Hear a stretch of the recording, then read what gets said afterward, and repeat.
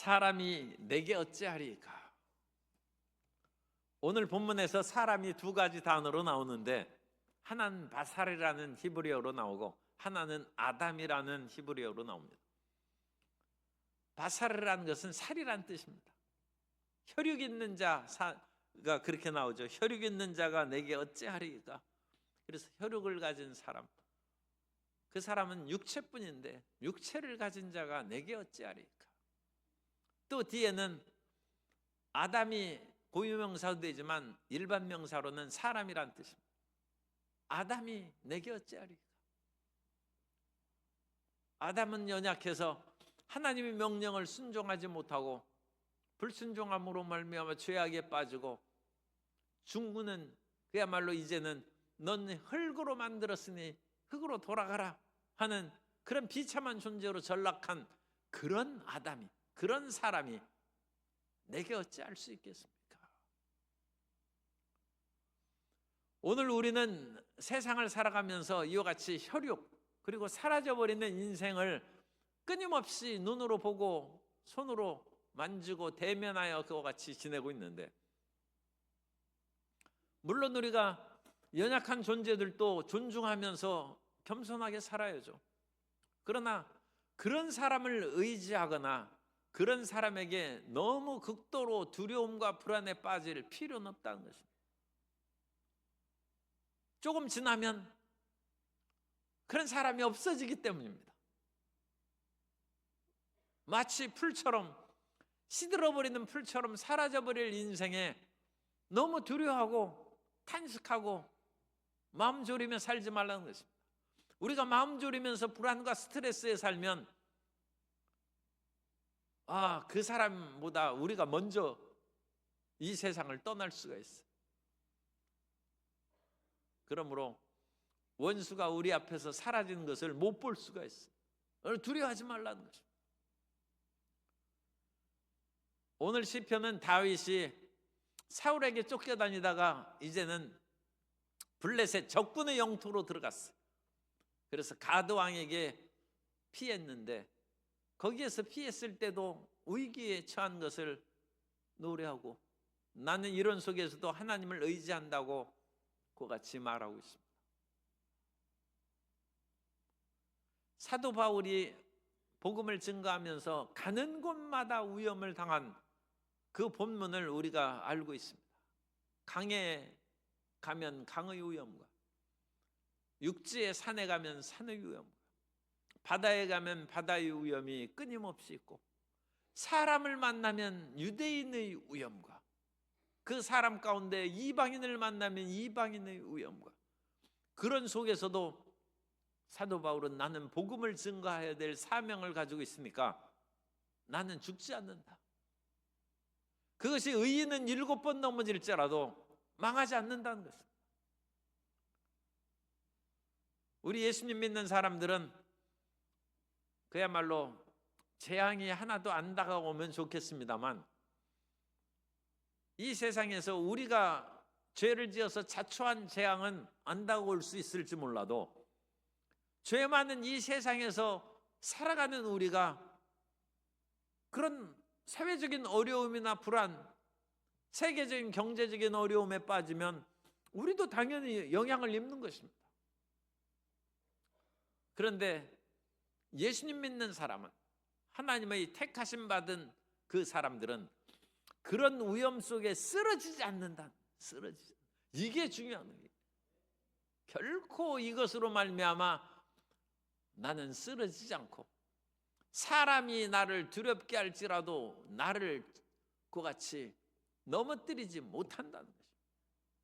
경제적인 어려움, 정치적인 불안, 온갖 것들이 있다 할지라도 하나님의 원하시는 그런 때가 아니면 결코 그것이 우리를 침몰시킬 수 없다는 것입니다. 다윗은 이런 어려운 상황 가운데도 굳건한 그런 믿음으로 전진해 나아가고, 부르짖는 이 다윗의 기도를 들으시는 하나님은 내 편이시다. 이것은 하나님께서 어찌 일부 사람 편 만나고 다른 사람은 미워하시고 불공평하게 대하시겠습니까? 그런 것이 아니라 하나님을 끝까지 의지함으로 말미암아 나는 실족하지 아니하고 넘어지지 아니하고 파멸되지 않는다. 하나님께서는 내 편이시고 나를 돕는다는 강한 확신 가운데 살아가고 있습니다. 다윗은 어떤 면으로는 무고하게 지금 고통을 당하고 있습니다. 다윗이 잘못한 것이라고는 사울보다 더 능력 있게 골리앗을 죽이고 블레셋 사람들을 물리침으로 말미암아 백성들의 사랑과 인기를 사울 왕보다 더 많이 받았다는 것입니다. 그래서 사울 왕이 다윗이 아무래도 나보다 더 똑똑하고 더 능력이 있으니까 이 다윗이 있어서는 내가 왕 자리를 계속 유지할 수 없겠다. 그래서 사울이 죽이기로 작정을 했어요.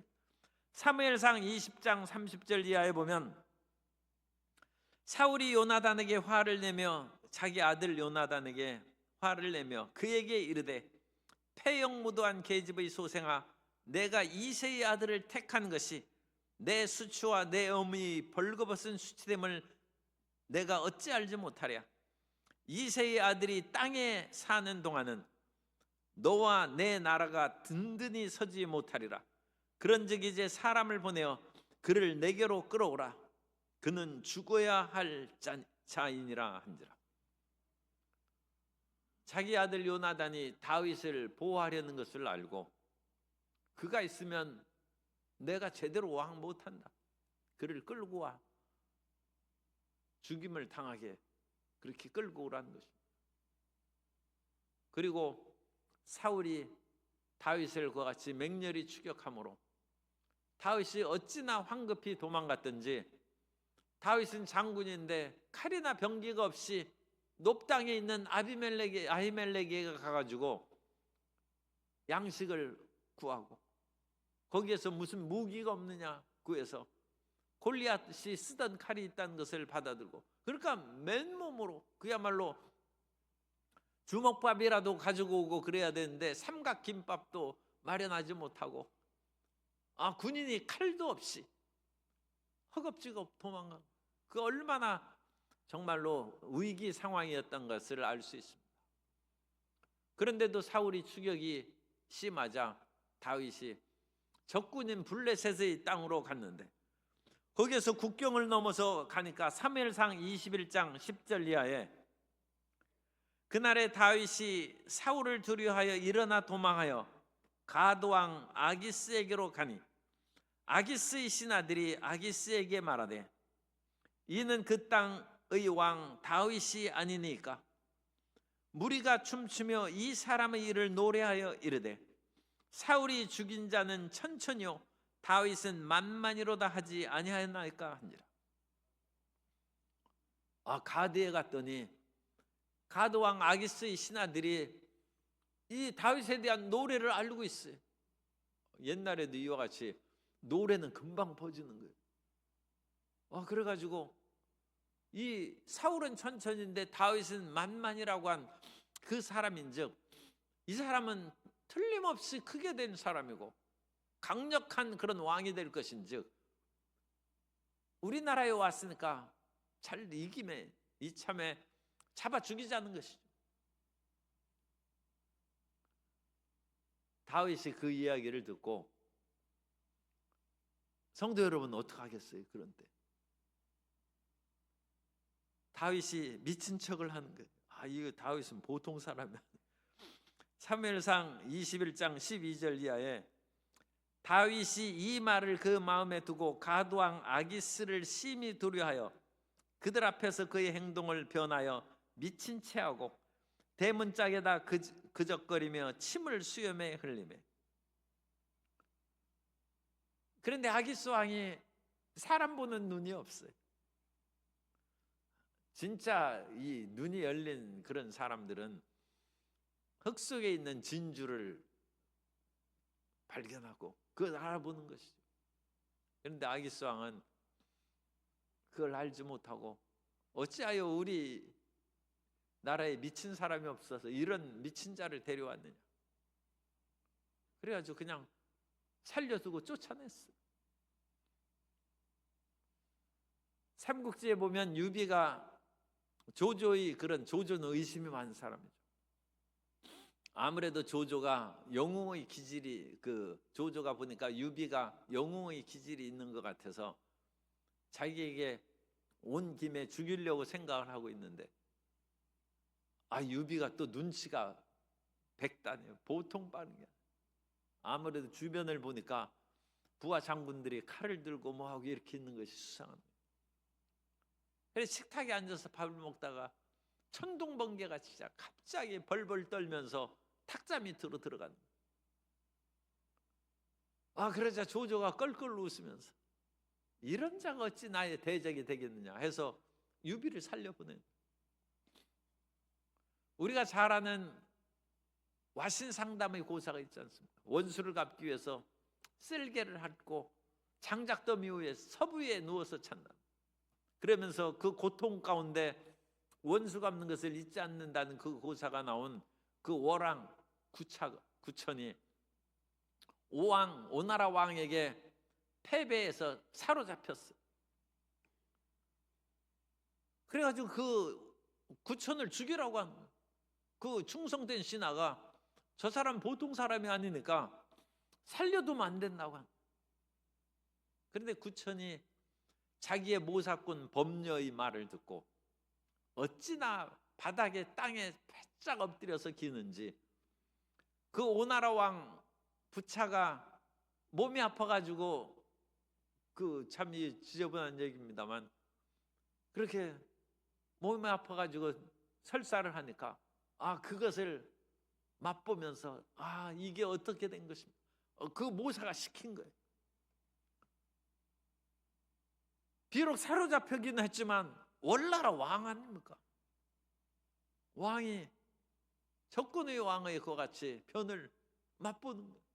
그러면서 왕의 증세를 내가 보니까 곧 나으실 것입니다. 그러면서 자청해서 마부 노릇을 하고 부차가 말을 탈 때 그 고삐를 잡고 안장을 이제 밟고 올라가는 때 자기가 발등상이 되어서 땅바닥에 엎드려서 자기 등을 밟고 말을 타게 하는 거예요. 그러면서 노래를 부릅니다. 부끄럽도다 부끄럽도다. 이와 같이 훌륭한 대왕을 내가 몰라 뵙고 감히 대적한 내가 부끄럽도다. 이 부차가 완전히 넘어갔어요. 이런 사람을 죽여서 뭐 하겠느냐. 그래 살려두고 나중에 구천이 도망갔습니다. 그것을 경계가 약한 틈 도망가서 나중에 오나라를 파멸시키고 부차가 결국은 그 전쟁에서 패해서 죽고 맙니다.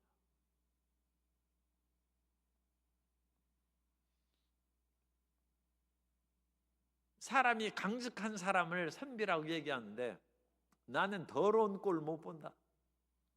그런 치사한질 하기에는 차라리 내 죽는다. 그 사람은 선비. 그리고 훗날을 도모하기 위해서 그야말로 땅에 흙이라도 내가 핥고 바닥에 엎드린다. 그 사람은 영웅입니다. 여러분은 선비하고 싶어요? 영웅하고 싶어요? 다윗은 영웅입니다.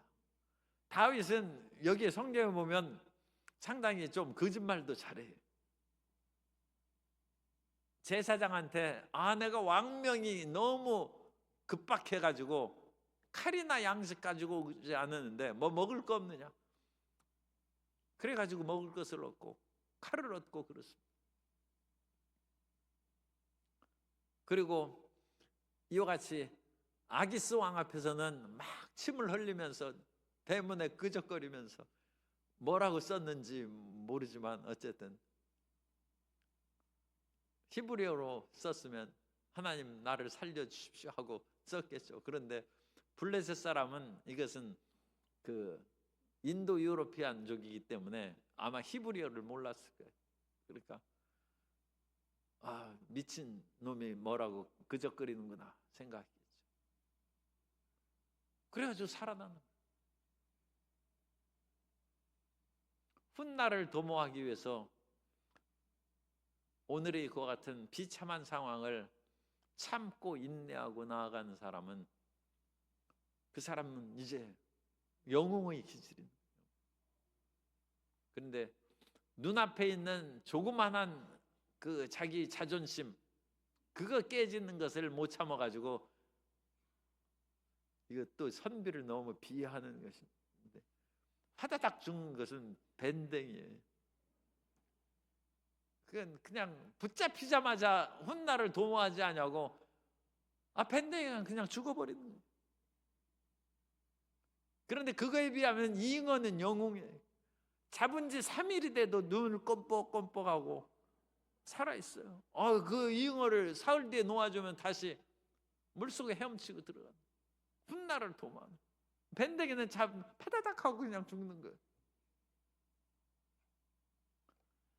다윗이 이와 같이 자기가 가는 길마다 어려움을 당했을지라도 옛말에 그 말이 있습니다. 하나님께서 정말로 훌륭한 사람으로 사람을 만들려면 끊임없이 그를 고통스럽게 하고 그 육체로 아프게 하고 생활이 곤궁해서 먹을 것이 없게 하고 끊임없이 스트레스로 마음을 괴롭힌다고 했어요.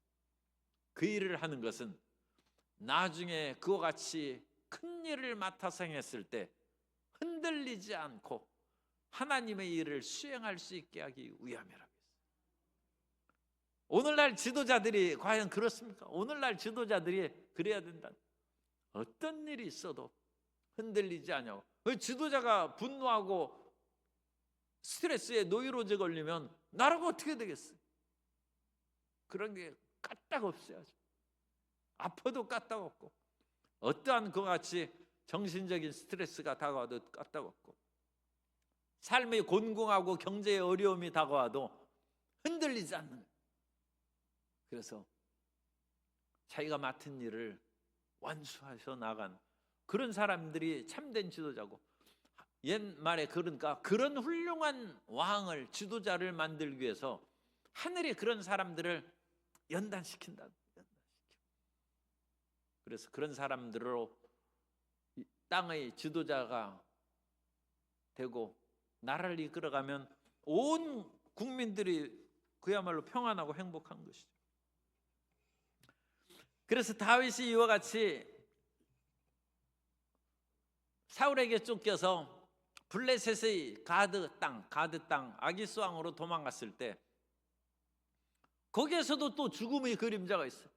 그래서 이 일을 어찌하면 좋겠습니까? 그때 어려운 일이 있을 때는 어찌하면 좋겠습니까? 기도해야죠. 우리 예수님 믿는 사람은 어찌하면 좋겠습니까? 하면 기도해야죠. 그렇게 대답해야 됩니다. 우리는 물에 빠져도 사람 살려 하지 말고 하나님 아버지 그렇게 부르짖어야 돼. 그러면 사람보다 더 빨리 천사가 와서 우리를 건져줄 줄로 믿습니다. 그래서 사람 살려 하면 사람을 믿을 수가 없어요. 사람이 훌륭한 의인들이 있어도 건져줄 수도 있지만 절박한 상황이 있을 때 하나님을 기억하고 하나님께 부르짖으라는 것입니다. 그래서 1절 2절은 다윗의 고통당하는 긴급한 상황의 부르짖음입니다. 하나님이여 내게 은혜를 베푸소서. 사람이 나를 삼키려고 종일 치며 압제하나이다. 그래서 이런 적진영, 블레셋 지형, 자기가 스스로 들어갔습니다만 어쩔 수 없이 사울에게 쫓겨가지고 블레셋 땅으로 이제 그야말로 사자에게 쫓기니까 도망갔더니 거기에서 곰이 살고 있는 그런 지경으로 들어간 그런 거나 이제 마찬가지입니다. 그런데 거기에서도 나를 죽이려고 하는데 3절이 중요해요. 3절. 내가 두려워하는 날에는 내가 주를 의지하여. 내가 이와 같이 두려움과 여러 가지 어려움이 있을 때는 내 인생 끝났다 생각하지 말고 하나님을 의지한다. 따라서 두려울 때는 하나님을 의지합시다. 두려울 때는 하나님을 의지하라. 그래서 하나님께서 우리를 건져주시고 언제 어디서든지 하나님은 119보다 더 빠르게 우리 삶을 지키시고 돌보시고 사망의 음침한 골짜기에서 우리를 건져내 주실 줄 믿습니다. 그래서 4절에 보면 내가 하나님을 의지하고 그 말씀을 찬송하올지라. 이 하나님을 의지하고라는 단어는 히브리어에는 없어요. 이건 벨로힘이라는 단어를 쓰는데 인가시라고 되어 있습니다. 인 하나님 안에서 그것을 의역해서 하나님을 의지하고로 나는 하나님 안에서 그 말씀을 찬송할지라. 원문에는 그렇게 되어 있어요. 우리가 in Jesus Christ, 예수님 안에, 우리는 그리스도 안에 있다 하는 것처럼 이 당시는 이제 예수님이 아직 성육신하지 않았기 때문에 다윗은 내가 하나님 안에 있다. 내가 하나님 안에서 그 말씀을 찬송할지라. 그 말씀을 굳게 붙잡고 의지하고 그 말씀을 통하여 나를 구원하시는 하나님을 찬양한다는 뜻입니다.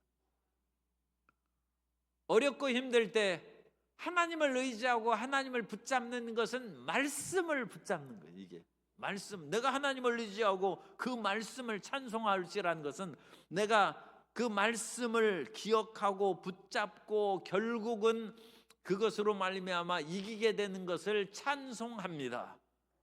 그 단어가 여기에 함축되어 있는 거죠. 두려울 때는 두려워하지 말라, 내가 너와 함께함이라. 놀라지 말라, 나는 내 하나님이 됨이라. 내가 너를 굳세게 하리라. 참으로 너를 도와주리라. 참으로 나의 의로운 오른손으로 너를 붙들리라. 그 말씀이 기억나면 하나님, 나를 참으로 주님께서 도우시고 붙잡아 주시고 건져 주시구나. 그래서 그 다음에 찬양이 나오는 것입니다. 그래서 이것이 그 말씀을 찬송한다는 뜻입니다. 우리가 어려울 때 우리를 도울 자가 우리의 가까이 있습니다. 우리의 도울 자는 사람이 아니라 하나님이십니다. 하나님께 부르짖으라. 그래서 사람 살려가 아니라 하나님 아버지, 그걸 부르짖으라. 하나님.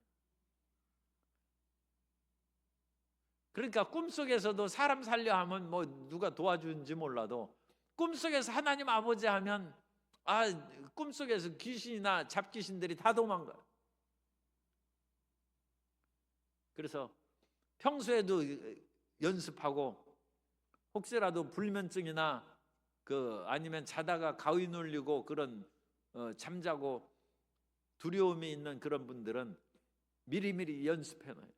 어떤 일이 있어도 하나님 아버지, 예수님, 그렇게 그 이름을 입에서 이제 자꾸 연습해가지고 그것이 저절로 나오도록. 그런데 그것이 이제 저절로 나오도록 그 논산 훈련소 가면 훈련을 시키는 거예요. 그래서 논산 훈련소 가면 그냥 그 딱 찌르면 자기 그 군번을 딱 해가지고 처음에는 그게 잘 안 나오는데 계속 두들겨, 이게 또 옛날에는 그랬어요. 계속 두들겨 맞으면서 그거 같이 찌르고 그러면 쫙 해서. 지금도 내가 50년이 넘어도 군번을 안 잊어버려요. 내가 군번을 뭐하러 외우겠어요. 하도 고생 신경 쓰게 하니까 그냥 저절로 외워주는 것이지 그거 내가 일부러 외웠겠어요. 그런 것처럼 우리는 하나님의 이름을 그와 같이 기억한다. 하나님을 부르짖고 내가 두려워할 때 하나님을 의지하고 그 말씀을 찬송하리이다. 그 말씀은 내가 하나님 안에서 그 말씀을 붙잡고 말씀을 시인하고 말씀을 기억하고 말씀을 선포하고 그 말씀으로 말미암아 일어나는 역사를, 구원의 역사를 찬송하리이다. 그런데 사람을 의지하는 사람은 오히려 수치를 당하는 거예요. 그 뒤에 내가 하나님을 의지하였은즉 두려워하지 아니하리이다. 혈육을 가진 사람이, 그래서 혈육을 가진 사람이, 여러분 성경에는 을 가진 사람이 조그만 글씨로 되어 있어요. 이게 원래 없는 거예요. 그냥 혈육이 어찌하리까. 혈육이 히브리어 바사르, 아까 얘기한 것처럼 이 혈과 육, 이 살을 가진 그런 존재가 무슨 힘이 있겠습니까? 그들이 내게 어찌하리까?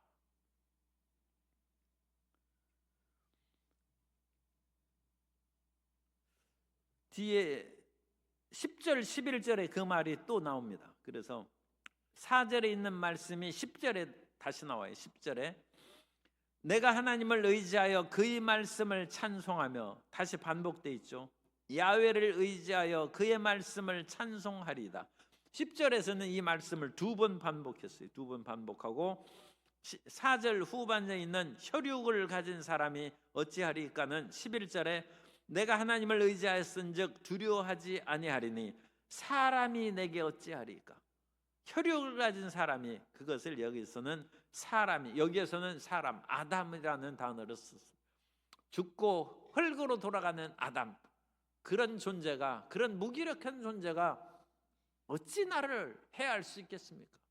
그래서 10절과 11절, 4절에 이와 같이 비슷한 내용이 반복되는 것은 굉장히 중요하다는 거예요. 우리는 하나님의 말씀을 붙잡고 살아야 되겠구나. 그리고 혈육을 가진 사람을 너무 두려워하고 무서워해서는 안 되겠구나.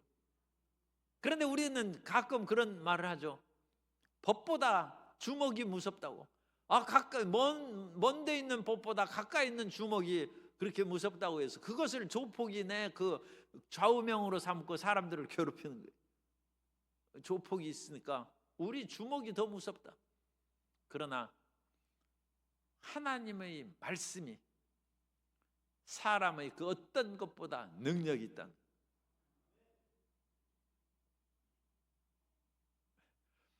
옛날에 새벽기도 나올 하던 성도님이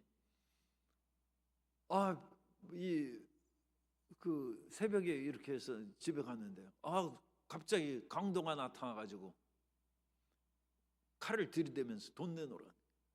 사탄아 물러가라. 그러니까 그 귀신이 아니라 그 강도가 너무 놀래가지고 그냥 도망갔어. 혼백산에서. 그것도 또 덜덜 떨면서 물러가라고 하면 오히려 더 해를 봉변을 당할 수 있어요. 그러나 이 아침에 기도해가지고 성령 충만해가지고 어디 있다 이 귀신 조무래기가 나무를 괴롭히나 해가지고 딱 외쳐가지고 떠니 혼비백산에서 도망갔어요. 혈육을 가진 사람이 내게 어찌하리까? 그런 두려움이 없이 하나님께서 지키시고 돌보시는 담대한 믿음으로, 이것은 다윗의 체험이죠. 지금 이 가드에서 자칫하면 사로잡혀서 죽을 판인데 다윗이 그런 속에서, 다윗이 사실 다른 데 의지할 수도 없죠. 무슨 다른 자기 부하 군병이 있겠습니까? 아니면 이스라엘이라는 나라가 자기를 지금 보호해 주겠습니까? 사울왕이 자기 붙잡아 죽이려고 하는데 나라도 나를 지키지 못하고 자기에게 있는 어떤 군사들도 없어요. 그런 속에서 적군의 그야말로 에워싸이스인데, 그런 속에서 다윗이 하나님을 의지함으로 거기서 살아나오는 것입니다. 다윗이 살아나왔다면 우리도 그와 같은 비슷한 상황에 처할 때 하나님을 의지하면 하나님께서 우리를 반드시 살려주실 줄 믿습니다. 그리고 그들은 지금 눈여겨보고 있는 거예요. 이것이 이제 며칠 동안 있었는지 그건 알 수가 없어요. 그러나 어느 일정 기간 동안 아마 다윗을 두고 지켜봤던 것 같아요. 그래서 6절에 보면 그들이 내 생명을 엿보았던 것 같이 또 모여 숨어 내 발자취를 지켜보나이다. 자기가 끊임없이 감시당하고 있어요. 우리가 감시당하고 있으면 마음이 굉장히 불안하죠. 사실 교도소에는 사람들이 교화가 잘 될 수 없는 것이, 거기에서는 자기 스스로 반성할 만한 여건이 잘 안 되고 밤에도 불 켜놓고 그래가지고 자기가 감시되고 있기 때문에 그런 평안한 속에서는 참 교화가 안 돼요. 그렇다고 해서 불 다 끄고 자기하고 그러려면 또 무슨 짓을 할지 알지 못하기 때문에 오히려 참 생명이 위협을 당할 수 있어요. 그 안에서도. 그래서 그런 것들이 다 지켜봐야 돼요. 그래서 그것도 참 일장일단 있는 것인데, 우리가 그와 같이 CCTV로 모든 것을 지켜보고 그러죠. 그래서 인공위성으로도 우리나라의 그런 군사 동향이나 병력 이동 그런 것들이 다 지켜봅니다. 세계의 그와 같은 여러 인공위성을 띄운 나라에서는 우리나라의 그런 헬기가 뜨고 군 병력 이동하는 거 그거 다 손바닥 들여보듯이 다 알고 있어. 어찌나 그것이 천체만원경으로 그 허블 망원경이나 그런 것으로 인해서는 우주의 그 같은 몇십억 년, 몇십억 광년 떨어진 그 별을 관측하는 그 고도의 그런 망원 렌즈가 있는데, 그런 것들을 인공위성에 부착하면 이 지구를 내려다보는 것은 그야말로 개미가 기어가는 것도 아마 자세히 하면 그거 다 살펴볼 수 있을 것입니다. 그런데 우리가 이와 같이 생활이 다 감시되고 있어요. 성도 여러분, 불안하죠? 그런데 불안할 거 없어요. 내가 감시당한다는 것을 인하여 노이로제 걸려고 굉장히 신경이 쓰이고, 그래가지고 곳곳마다 CCTV 없는지 자세히 살피고 뭐하고 그럴 수도 있지만, 우리가 일부러 자신을 노출할 필요는 없죠. 그러나 원래 우리 모든 인생이 영적인 존재에게 다 노출되어 있어요. 귀신들이 우리를 다 살펴보고 있고, 그렇다고 해서 떨지 말 것은 하나님이 우리를 다 살펴보고 있다. 그러니까 우리의 모든 위기도 하나님께서 아시고, 우리의 모든 안고 일어섬을 하나님이 다 하신다. 그러니까 그런 것을 보면 우리가 좀 마음이 불안할 수도 있는데, 하나님이 다 알고 계시니까 그냥 태평하게 지내시는 것이 좋습니다. 시편 139편 1절 이하에 보면, 야훼여 주께서 나를 살펴보셨으므로 나를 아시나이다. 주께서 내가 앉고 일어섬을 아시고 멀리서도 나의 생각을 밝히 아시오며. CCTV로는 우리 생각은 노출되지 않는데, 하나님의 CCTV는 우리 앉고 일어서는 외부의 그런 것뿐만 아니라 우리의 생각까지도 다 알고 계시고, 나의 모든 길과 내가 눕는 것을 살펴보셨으므로 나의 모든 행위를 익히 아시오니 야훼여 내 혀의 말을 그래서 우리가 말하는 것까지, 우리가 무슨 말을 할 것인지 아직 말이 나오지도 않는데 하나님께서 이미 다 알고 계세요. 그러니까 이미 다 노출되고 다 이미 드러났어요. 우리의 정체는 이미 다 탄로됐어요. 그래, 너무 불안해하지 마시고, 내가 하나님 앞에 이 모든 것이 드러나 있으니까 하나님 앞에 정직하자. 하나님이 이미 알고 있는데 거짓말하는 거 다 알고 있어요. 우리 생각을 이미 알고, 우리가 무슨 말을 할 것인지도 이미 하나님의 전지전능하신 가운데 아니까, 이왕 밝혀진 바에 정직하게 얘기하면 하나님이 우리를 착하다 하시고 우리를 정말 인정해 주시죠. 그러나 우리가 끝까지 발뺌하고 그러면 하나님이 아시는데 우리를 기뻐하시겠습니까? 그런데 이것과 더불어 또 반드시 기억해야 될 것은, 하나님만이 아시지 마귀는 잘 몰라요. 마귀는 전지전능한 존재가 아닙니다. 마귀는 자기가 아는 범위의 한계가 있어요. 한계가 있기 때문에 귀신들은 더 한계가 더 좁습니다. 더 좁기 때문에 그런 것을 아는 한계가 굉장히 좁은 범위에 있습니다. 그래서 귀신은 주변에 있는 것 이외에는 다른 것들에 대해서는 모릅니다. 그리고 마귀는 그것보다는 더 좀 큰 영역까지 이제 살펴보지만, 마귀도 굉장히 제한적인 한계를 갖고 제한적인 능력과 지식을 갖고 있으므로 이 사탄과 귀신에 대해서는 너무 그같이 신경 쓸 필요 없습니다. 오직 하나님께서는 우리의 모든 일거수일투족을 아심에 하나님 앞에 정직하고 주의 말씀을 붙잡고 나아가면 귀신의 세력을 물리치고 흑암의 세력을 물리치면 사람의 혈육 있는 모든 세력도 우리를 범접하지 못하고 우리가 승리하게 될 줄로 믿습니다. 그래서 그것이 이제 하나님에 대한 굳건한 신앙입니다. 그 믿음을 가지고 힘차고 담대하게 살아가게 되시길 바랍니다.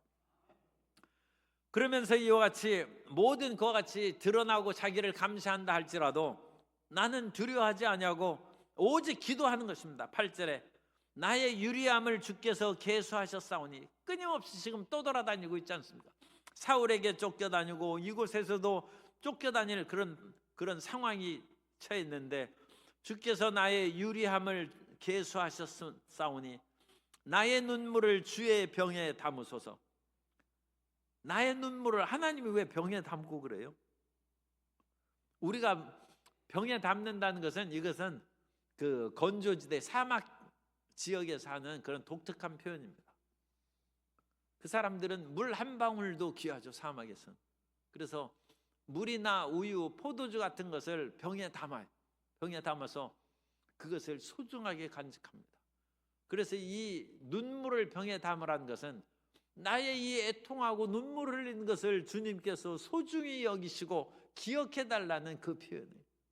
내 눈물을 병에 담으소서 하는 것은 그 사막에서 귀한 물을 병에 담아서 간직하듯이 우유를 그와 같이 잘 간직해 가지고 그것을 목마를 때 마시고 힘없을 때 그것을 마시듯이, 하나님, 나의 같이 떠돌아다니면서 흘린 그 눈물, 그런 속에서 하나님 앞에 부르짖는 그 눈물을 주님께서 기억하시고 그 기억을 다시 한번 반복합니다.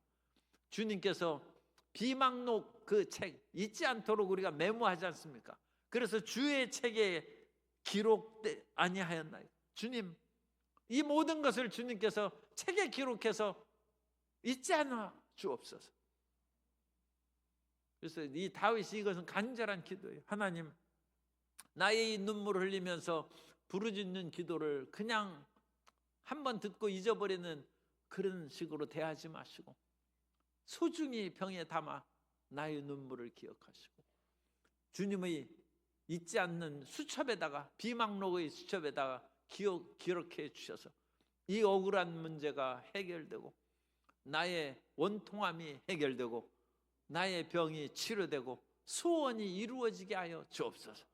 그 간절한 표현입니다. 간절한 표현이 8절이니까 이것도 써먹으세요. 하나님 앞에 주님, 나의 눈물을 병에 담으시고 주님의 수첩에 손바닥에 기록한다는 그런 표현도 있죠. 이사야에 그런 것처럼 그렇게 하여 주옵소서. 그러면서 다윗은 담대하게 내가 아뢰는 날에 내 원수들이 물러가리니 이것으로 하나님이 내 편이심을 내가 아나요. 그래서 다윗은 자기 기도를 즉각적으로 하나님께서 응답하신다는 것을 믿어요. 내가 아뢰는 날에 원수가 즉시에 물려간, 그러므로 하나님께서 내 기도를 들으셨구나, 하나님 내 편이시구나, 그걸 안다는 것입니다. 여리고 성을 이제 정복할 때 이스라엘 백성들이 요단강을 건너가지 않습니까? 그때 하나님 명령에 따라서 언약궤를 맨 제사장들이 요단강물을 밟음에 그 즉시 요단강물이 끊어졌는데, 그 요단강물이 끊어진 것이 그 여리고 앞에 있는 요단강물로부터 20km 정도 떨어진 저 상류의 변방 아담 근처에서 물이 끊어졌다. 물이 끊어진 것이 오늘날 그 거리를 재보면 한 20여 킬로 돼요. 20km가 거기에서 물이 끊어졌어요. 그러면 그 물이 끊어진 후에 20km 동안 있는 물은 제사장이 발을 담그고 있을 동안 계속 흘러내려오는 거예요. 그것이 흘러서 사해로 데려갔죠. 우리가 하나님 앞에 믿음으로 기도할 때는 하나님이 즉시 응답합니다. 다니엘이 하나님 앞에 부르짖어 기도했을 때 그 기도한 하루 만에 응답이 됐는데, 기도 응답을 가져와서 다니엘에게 알려준 때는 20하루가 걸렸어. 우리가 하나님 앞에 믿음으로 기도한 것은 즉시 응답하십니다. 그런데 그 사이에 물이 빠져나가는 그런 시간이 있어요. 그런 시간 동안에는 그 어려움 가운데 버티고 서 있어요. 믿음이 변절해가지고 뒤로 물러가면 내 마음이 저를 기뻐하지 않는다. 그래서 우리는 뒤로 물러가 침륜에 빠질 자가 아니요 영혼을 구원할 믿음을 가진 자를.